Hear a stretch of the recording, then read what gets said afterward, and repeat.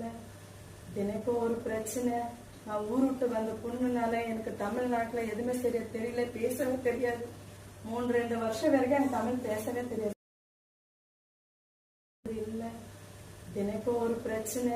நான் ஊர் விட்டு வந்த பொண்ணுனால எனக்கு தமிழ்நாட்டுல எதுவுமே சரியா தெரியல, பேசவே தெரியாது. 3-2 வருஷம் வரைக்கும் எனக்கு தமிழ் பேசவே தெரியாது சரியா.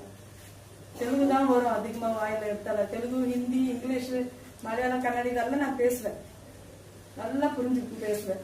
ஆனா தமிழ் மட்டும் சுத்தம் எனக்கு வராது. அந்த மாதிரி ஊர்ல வந்து இவர் கொடுக்குற அந்த பிரச்சனை, இவர் கொடுக்குற அந்த டார்ச்சருக்கு எனக்கே ஒரு மாதிரி சைக்கோ மாதிரி ஆயிடுச்சு. நானும் இவருக்கு கூட இவரை டெய்லி பிடிச்சி உட்கார வைக்கணும்.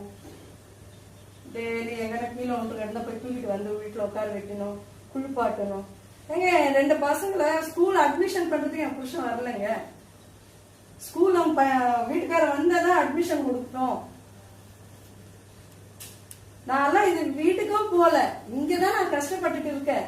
ஆனா என் புள்ளியோட ஃபியூச்சர் போக கூடாதுன்ட்டு நான் எவ்வளவு போராடுறேன். எங்க வாங்க, தயவு செஞ்சு குளிச்சுட்டு எப்படியோ வாங்கன்ட்டு பாத்ரூம்ல கொலால குளிப்பாட்டிட்டு அவருக்கு இந்த சாக்லேட் இருக்குல்ல, கோவாக்கர் சாக்லேட் இருக்குல்ல, கொய்யாப்பழ சாக்லேட், அது ஒரு 10-12 சாக்லேட் வாங்கி மொத்தம் நொறுக்கி வாயில கொட்டிட்டு ஸ்கூல்